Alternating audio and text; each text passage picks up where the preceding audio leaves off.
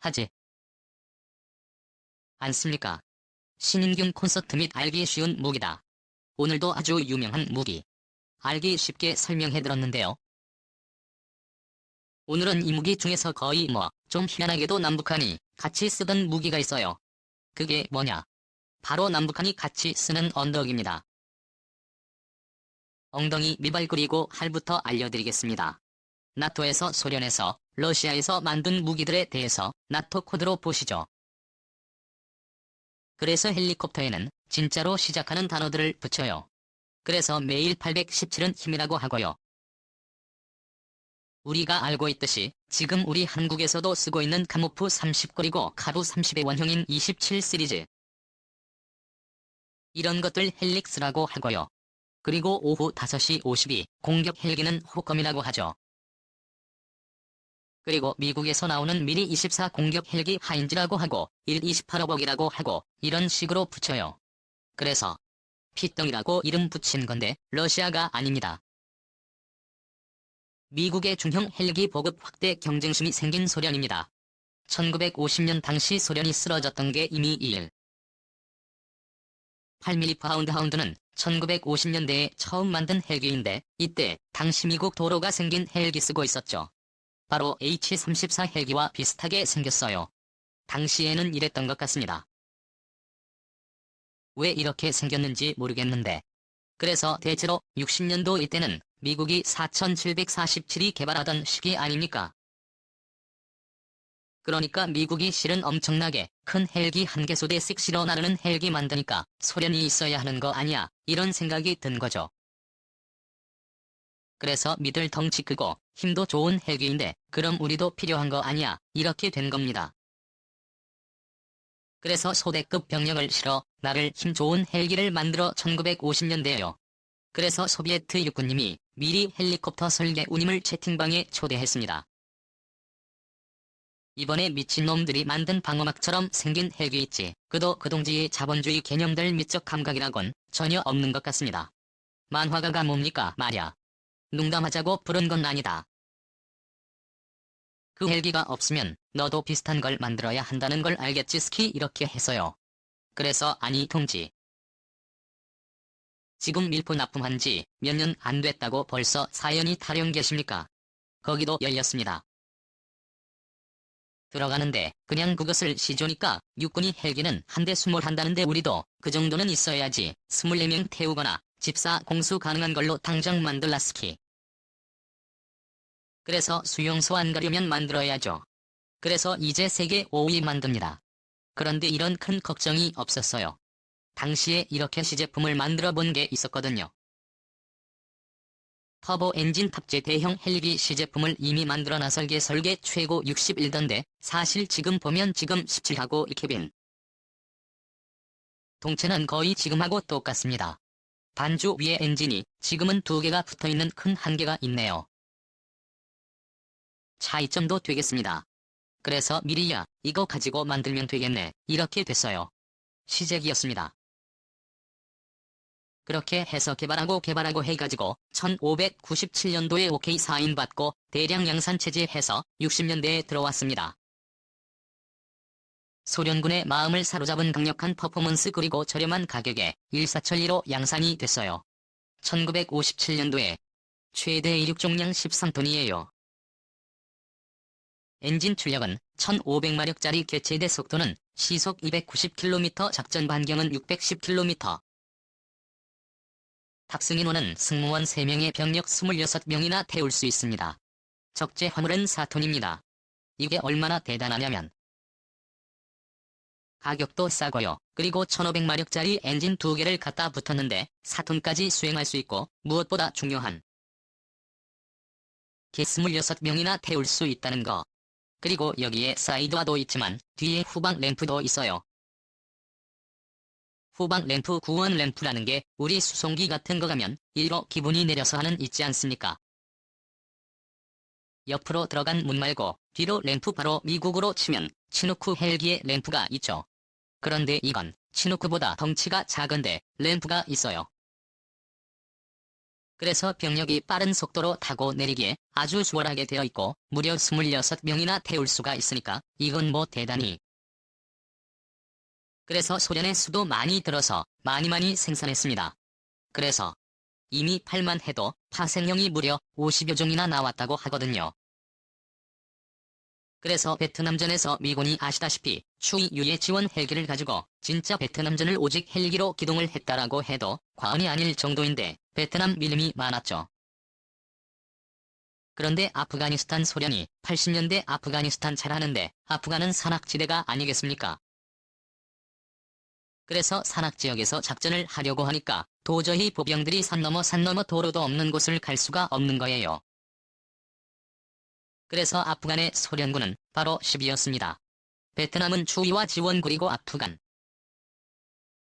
그래서 아프간전에 대량으로 참전을 했는데 미군이 베트남전에서 헬기 전력을 유용하게 사용하는 것을 본 소련군이 아프가니스탄 산악지역에서 신속한 병력 투입과 공중 화력 지원 용도로 미리-8과 밀-24를 조합해서 대량 운용을 했으나 CIA가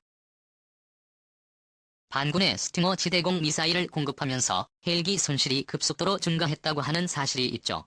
그래서 이렇게 소련군들은 미리-8 타고 공중 강습하는 거예요. 그러면서 이미 알파을 엄호하는 공격 헬기로 일하인즈 공격 헬기가 이렇게 같이 다니는 것이고요. 그래서 처음에 아프간의 무자헤딘 반군이 너무 헬기들이 무서운 거예요. 미-24와 8이 조합을 해서 이렇게 보니까 미-8군 병력이 쫙 내리죠. 그 위에서 미-24가 그냥 하늘에서 미사일들 로켓을 그냥 대주주니까 이게 너무 무서운 겁니다. 그때 CIA가 스팅어 휴대용 지대공 미사일들이 대량으로 보급해졌어요. 그래서 한 작전에 일대가 동시에 전부 다 그냥 격추되는 등 소련군의 피해가 극심해졌습니다. 그렇지만 아프간 전쟁 전체를 봤을 때 이 집집이 없었다면 사막지역 내에 있는 소탕하러 갈 수가 없는 것이죠. 그 정도로 굉장히 큰 기여를 했다. 그래서 아프간에서 능력을 인정받으니 대량 양산체제에 돌입을 했습니다. 그래서 1957년부터 지금까지 이미 8미라이 17, 2계열의 헬기를 무려 1만 7천여 대를 넘게 찍어내고 지금도 판매해서 찍어내는 중입니다. 이렇게 되는 것이죠.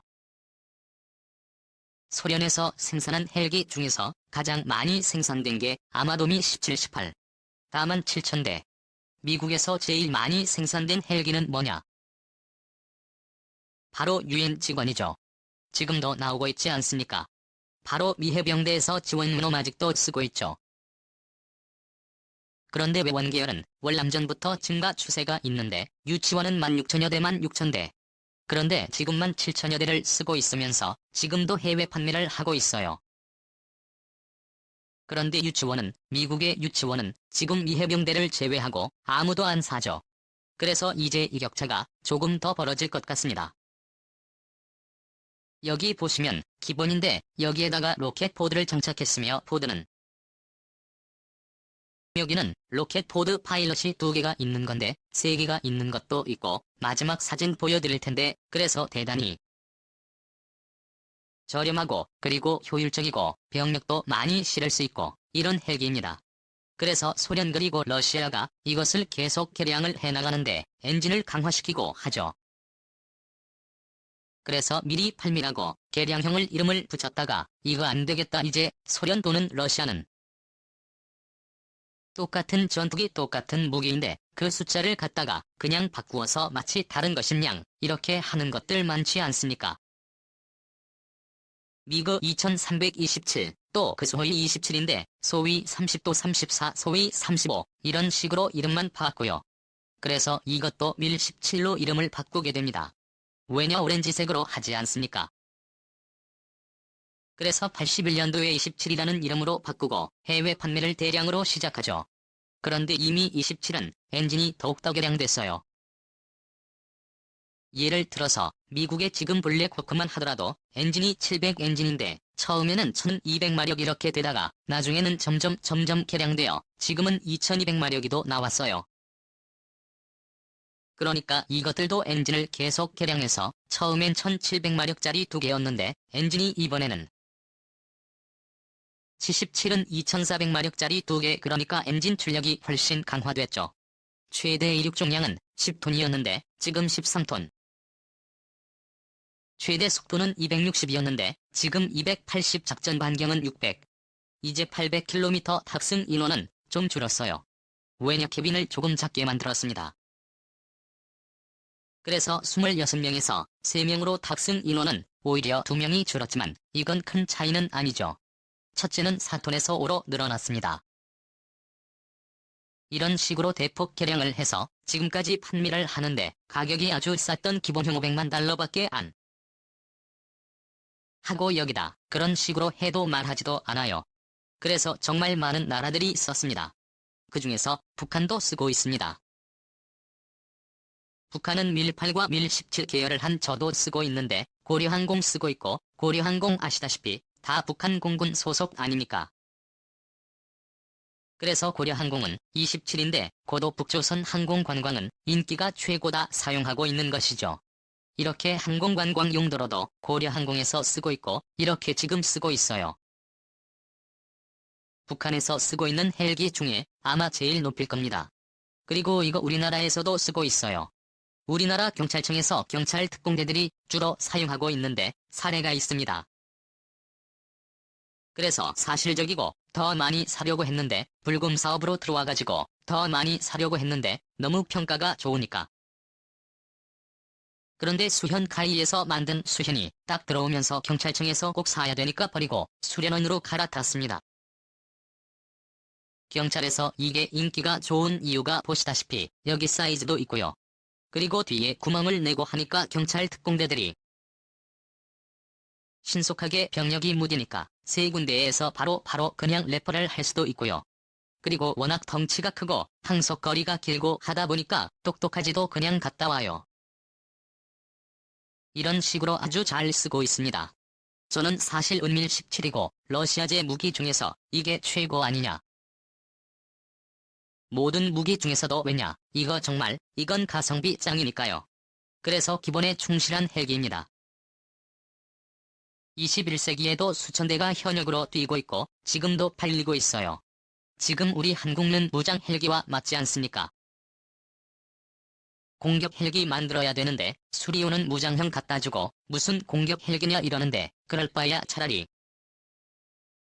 이렇게 그냥 무장이라도 왕성하든지. 직접 보십시오. 81 로켓을 갖다가 파도를 일결하다고 했어요. 힘이 좋으니까, 덩치가 크니까 이런 배경도 있죠. 이런 식으로 이제 아주 다용도로 쓸 수 있는데 이렇게 하고도 수련 반 정도밖에 안 하는 그런 가격이다 라고 알려져 있어요. 물론 사양 선택 그리고 프로그램 엔진 부품 이런 것들에 그에 따라서 굉장히 다를 수 있겠지만 어쨌든 가격은 굉장히 싸다. 물론 우리가 알다시피 러시아는 엔진이나 부품의 수명은 짧아요. 그래서 서로 부품 수리하는 운영 유지비는 상당히 골치 아프다라는 것은 주지의 사실인데 어쨌든 보시다시피 시그로로서도 정말 위험합니다. 어떤 화력 지원 용도로서도 손색이 없을 정도로 달고 다니죠. 이럴 정도로 힘이 좋다. 이러다 보니까 지금 더 많이 팔리고 있는 1710입니다. 우리나라도 최대 북한에는 20에 의해서 남북한이 같이 쓰고 있는 엉덩이 걸작 엉덩이 휘말려 드렸습니다. 감사합니다.